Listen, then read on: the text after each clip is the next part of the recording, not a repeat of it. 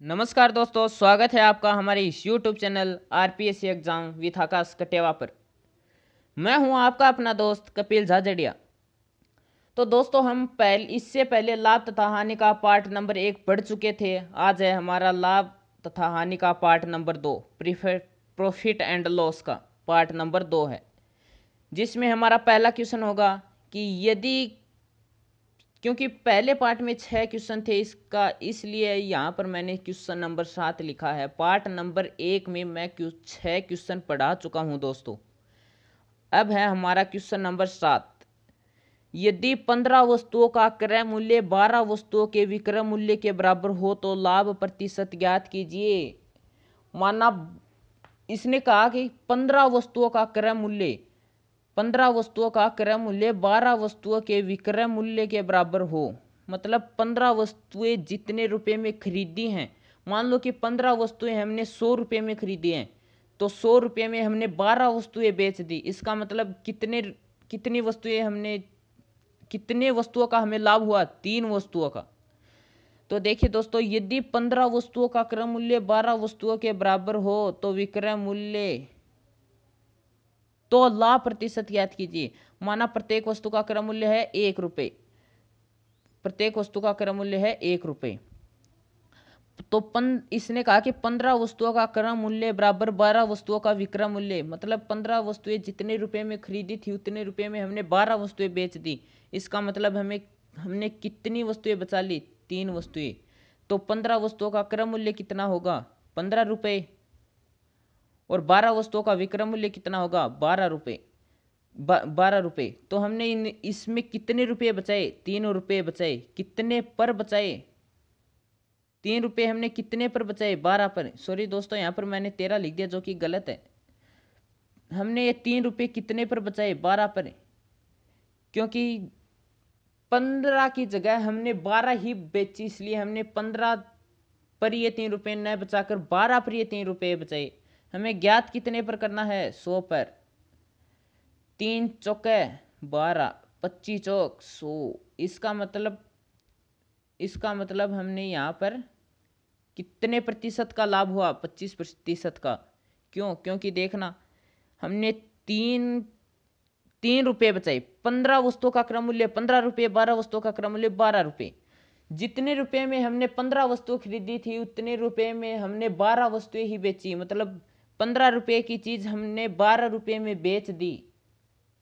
ऐसे नहीं, मतलब 15 वस्तुएं जितने रुपए में खरीदी उतने रुपए में 12 वस्तुएं बेच दी। मतलब 15 वस्तुओं का क्रय मूल्य 15 रुपये था, 12 वस्तुओं का विक्रय मूल्य 12 रुपये था। मतलब हमने 3 रुपये बचाए। कितने पर? 12 रुपये पर हमने 3 रुपये बचा लिए। तो हमें ज्ञात कितने रुपये पर करना है? प्रतिशत में पूछा है, हमें 100 पर ज्ञात करना है। तो 3 से भाग कट जाएगा 4 बार, ये कटेगा 25 बार। इसका मतलब हमें कितने प्रतिशत का लाभ हुआ? 25% का। ठीक है दोस्तों, हमारा अगला क्वेश्चन होगा ये। एक फल विक्रेता ने 15 के 6 की दर से केले खरीद कर, मतलब उस विक्रेता ने 15 के 6 की दर से केले खरीदे और 12 की 4 के दर से बेच दिए। उसे लाभ तथा हानि प्रतिशत ज्ञात कीजिए। 15 के 6 की दर से केले खरीदकर 12 की 4 के दर से बेच दिए। पहले हम इसका लेस है, मतलब एलसीएम निकालेंगे कि कुल केलों की संख्या कितनी थी, इसलिए हमें लेस निकालना होगा। और लेस का 15, 6, 12, 4, इन चारों का हमें लेस निकालना होगा, जो कि आएगा हमारा 60। शायद एलसीएम तो हर व्यक्ति को एलसीएम निकालना आता होगा। इसका एलसीएम आएगा 60 दोस्तों, 60 एलसीएम, जो मैंने यहाँ पर लिख रखा है। मैंने पहले निकाल लिया है, फिर यहाँ पर 60 लिखा है। तो 15 के 6 की दर से इसने खरीदे हैं और 12 की 4 के दर से इसने बेचे हैं। तो 15 की 6 के दर से इसने केले खरीदे, मतलब 15 की 6 के दर से 15 केले बेचे 6 की दर से, मतलब 6 रुपये की दर से 15 केले बेचे। कुल केले कितने थे? 60। मतलब इसने कितने रुपए कमाए? मतलब 15 केले 6 रुपये की दर से बेचे और केले थे 60, तो इसने रुपए कितने कमाए, 150। मतलब इतने में लाया, सॉरी बेचे नहीं, इतने में इसने खरीदे। एक बार फिर से देखिएगा दोस्तों, थोड़ी गलती हो गई, क्यों सॉरी मांगता हूँ मैं इसके लिए। इसने वो बेचे नहीं थे, इसने वो खरीदे। मतलब 15 की दर से 15 6 की दर से 15 केले खरीदे। 15 केले खरीदे 6 की दर से। उसने केले रियल में खरीदे थे 60 केले। उसने 60 केले 15 केले 6 की दर से खरीदे थे और कुल केले थे 60।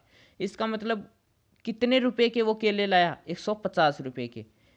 ये रहा 150, इसे याद रखिएगा दोस्तों, 150। अब वो बेचेगा किस दर से, 12 की 4 के दर से। 12 की 4 के दर से बेचेगा। कुल केले कितने थे, 60। 4 तिये 12, 180। मतलब 150 के वो केले लाया, 180 के बेच दिया। मतलब उसे कितने रुपए का फायदा हुआ, 30 रुपए का। 30 रुपए का फायदा हुआ कितने पर, 150 पर, न कि 180 पर। 150 पर उसे 30 का फायदा हुआ, क्योंकि उसने 150 में वो खरीदे थे और बेचे कितने में, 180 पर। हम अगर कोई चीज़ 100 में खरीदते हैं और 150 में बेच देते हैं, तो हम कहते हैं कि हमें 100 पर 50 का फायदा हुआ। हम ये नहीं कहते कि 150 पर हमें 50 का फायदा हुआ, हम कहते हैं 100 पर। इसका मतलब इसे 150 पर 30 का फायदा हुआ कुल के। और हमें निकालना कितने पर है, परसेंटेज। 100 में 1 1, 15 दूनी 30, 2 गुणा 10 20। इसका मतलब इसे कितने प्रतिशत का लाभ हुआ, 20% का। 150 में खरीदे 180 में बेचे 30। 150 में खरीदे 180 में बेचे, 30 का लाभ हुआ कितने पर, 150 पर। निकालना कितने पर है, 100 पर। आंसर कितना आया, 20%। इसका मतलब इसे 20% का लाभ हुआ। चलिए दोस्तों, हमारे अब अगले क्वेश्चन पर।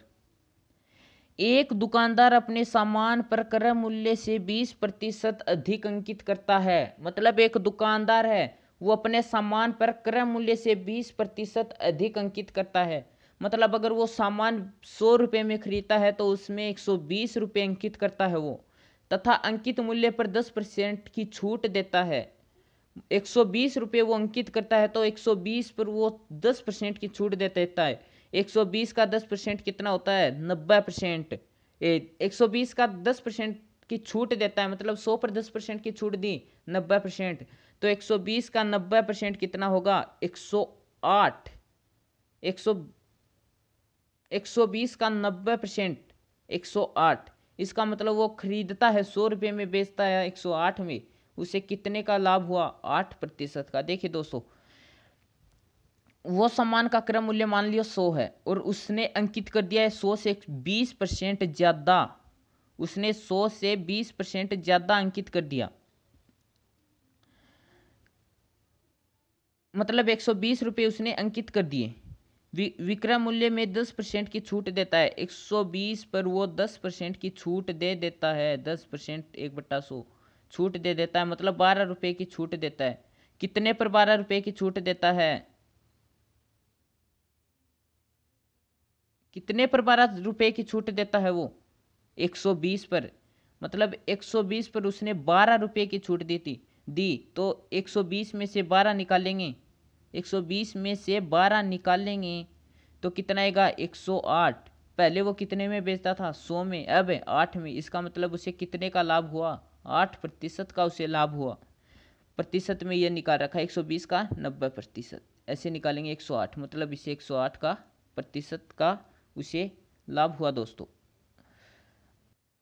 चलिएगा गाइज हमारे अगले क्वेश्चन पर, जो क्रमागत बट्टा में है। 3 क्रमागत बट्टा 20%, 10%, 5%। आप ये मत सोचेगा कि 3 क्रमागत बट्टा 20%, 10%, 5%, ऐसे नहीं। ये 3 क्रमागत बट्टा हैं, जो मतलब 20%, 10%, 5%, ये तीनों 3 क्रमागत बट्टा हैं। इनके समतुल्य बट्टा हमें ज्ञात करना है, वो क्या होगा। देखिए दोस्तों, पहला है 20%, मतलब 20%। 3 क्रमागत बट्टों को हम 100 से घटाकर लिखते हैं। 20% है तो 80, फिर 10 है 90, फिर 5 है तो 100 में से 5 गए 95, गुणा ज्ञात कितने में मतलब कितने पर ज्ञात करना है हमें, 100 पर, 100 लिख दिया।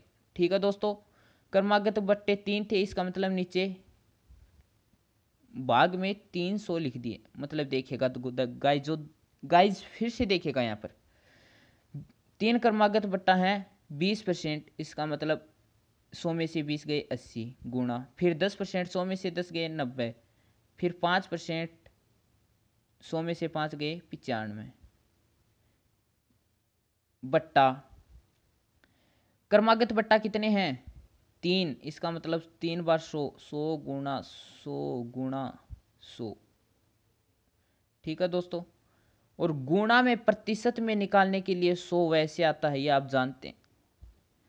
हम इसे सरल करेंगे, हल करेंगे तो इसका आंसर आएगा 68.40, मतलब 68.4। अब हमें ये 68.4 इसके समतुल्य बट्टा नहीं हुआ भी, इसके समतुल्य बट्टा निकालना होगा, क्योंकि हमने क्या कहा कि बट्टा निकालने के लिए 100 में से घटाते हैं, तो 68.4 को भी 100 में से घटाएंगे। 100 माइनस 68.4 बराबर 31.60। ये एक ही बात है, 60 लिख दो या फिर 6 लिख दो या फिर 31.6%। मतलब 20%, 10%, 5% के समतुल्य बट्टा क्या होगा 31.6%। ठीक है दोस्तों, आज का हमारा वीडियो पूरा हुआ, पार्ट नंबर 2। हो सकता है मैं लाभ या हानि का पार्ट नंबर 3 ले आऊँगा, अगर मिलेगा तो पार्ट नंबर 3 भी होगा, वरना पार्ट नंबर 2 पर हमारा लाभ तथा हानि का टॉपिक पूरा हो चुका है।